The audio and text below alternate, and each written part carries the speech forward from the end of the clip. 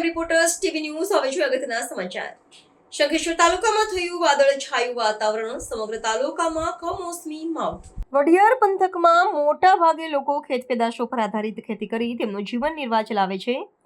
ચાલુ સાલે શંખેશ્વર તાલુકામાં ધરતીપુત્રોએ જુવાર, ચણા, તુવેર, એરંડા, મઠ, મગ, ગવાર જેવા પાકોનું વાવેતર કરેલું છે અને ધરતીપુત્રો જુવારની કાપણી કરી ક્યાંક પશુઓને ખવડાવતો ઘાસચારો ખેતરોમાં પડેલો છે તો કોઈએ વહેલા કાપણી કરેલો ઘાસ ઘર ભેગું કરેલું છે.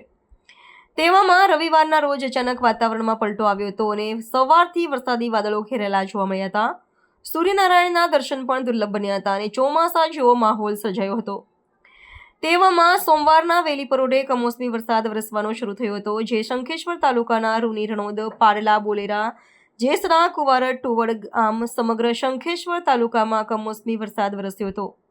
જો કે માવઠું ક્યાંક નુકસાનકારક તો ક્યાંક ફાયદાકારક ધરતીપુત્રો ગણાવી રહ્યા હતા.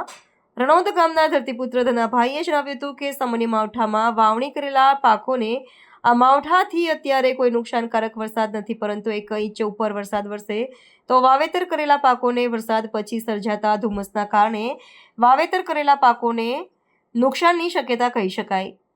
ખેડૂતોના વાવણી કરેલા ઊભા પાકોનો બગાડ થાય, પાકના ઉતારા ઓછા આવે અને ઘાસચારો પલળે તો નુકસાન, તેવું ધરતીપુત્રએ જણાવ્યું હતું. આ કમોસમી વરસાદ અંગે શંખેશ્વર ખાતે રહેતા ખેડૂત અને ગુજરાત પ્રદેશ કિસાન સંઘના પ્રમુખ જગમલભાઈ આર્યએ જણાવ્યું હતું કે અત્યારે વરસેલા વરસાદને કારણે ધરતીપુત્રોએ વાવણી કરેલા પાકોને માવઠાથી કોઈ નુકસાન નથી, પરંતુ જે ખેડૂતોએ પશુઓ માટે વાવણી કરેલા જુવારનું ઘાસ ખેતરોમાં પડેલું છે તેમાં નુકસાન થાય અને વધારે વરસાદ થાય તો નુકસાનની શક્યતા ખરી.